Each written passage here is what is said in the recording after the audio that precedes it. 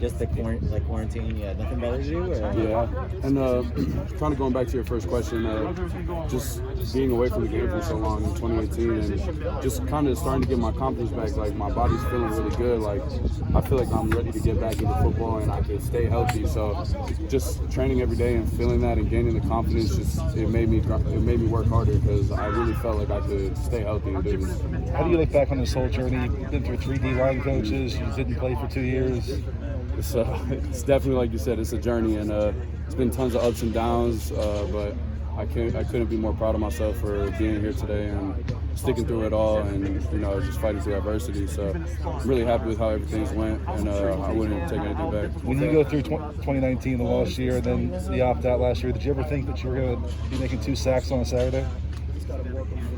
Well, to be honest, back in through that time, like 2018, 2019, I definitely had thoughts of maybe medically retiring. So it's such a blessing to be healthy and be back here, and just those thoughts are completely gone.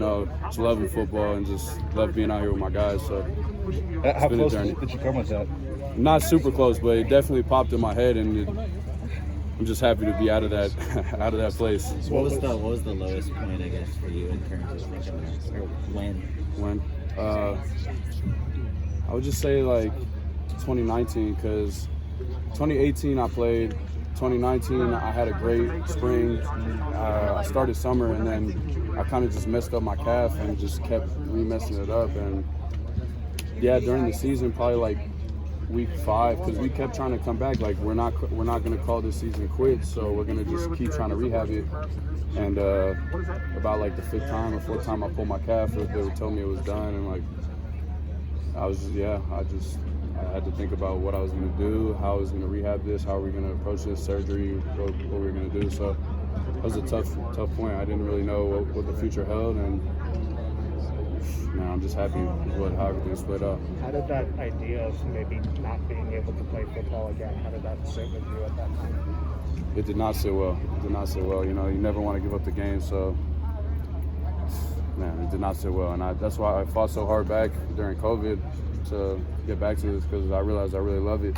And just being away from the game like that, it really makes you how much you love it and need it. When you find out that the season's going to get delayed without COVID, how demoralizing was that at the time? Because it seems like you were kind of ready to sort of jump back into it. Yeah, when it first originally got canceled, it was terrible, because we all put so much work in. Back there was where we were lifting. We couldn't lift in the weight room, so it just seemed like we were going above and beyond for so many different things, and it didn't look like we were going to get to play. And then kind of being told we're going to get to play, and then, I still have thoughts like, okay, are they going to call it off again, and like, what's going on? So yeah, it was just a tough situation, man. Really tough. What kind of role did you expect this year? What kind of role did I expect this year? Are you playing more than you thought you would? Not necessarily, I just think I could help this team, and wherever the coaches see fit, and however they see my abilities fitting into this defense is how it should be used. So I wouldn't say it's more or less. I think it's kind of as expected. Was it harder for you just having your parents across the country, not being close to family and stuff like that, as you were trying to figure out, whether or not to go through the season or opt out?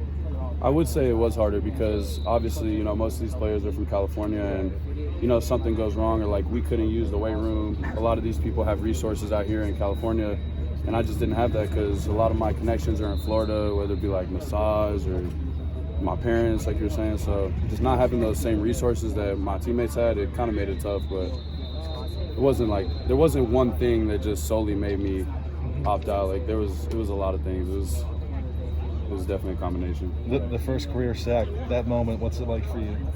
It's awesome, man. Like we've been talking about, 3 years away from the game, like that's a lot of time, and a lot went through my head, and it was amazing. It keeps adding to the confidence, adding to everything. Did you get a lot of texts and stuff like that? For sure, family, friends, everything, all just congratulating me, mostly for fighting through adversity, just because it takes a lot, You could think your career's over, and then just have that mental switch, like, nah, I'm not going out like that. Like, I can fix this. And it's fixed. When did you have that mental switch? Just like between like 2018, 2019, like that summer when I just kept pulling it over and over again and going through such like a dark mental period and just not knowing like what's wrong with it. Like it just keeps pulling like, and then we finally get a surgery and it starts feeling better and better. And it was a long recovery. It was like an abnormal surgery called compartment syndrome. And we did a fasciotomy. That was the surgery. So like it's just not a very common surgery, and it was a really weird rehab. But probably a year after the surgery, I was feeling close to 100% and back feeling great now. So How long did it take to get that diagnosis of compartment syndrome? it took a little while, yeah.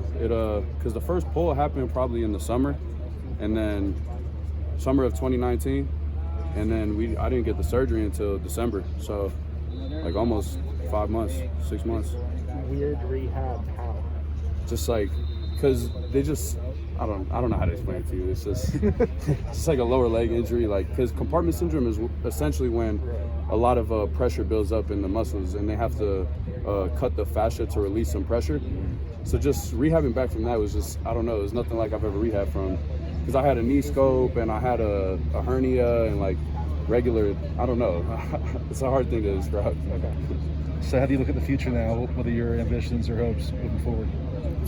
Well, I hope we just keep building on this last win last week, get a win this week, win out, end up in the Pac-12 championship. Hopefully just keep building my career, building my resume, and just keep having fun with this. Are you hoping to come back next year? I'm not sure about that yet. We'll see. Thank you, Jay.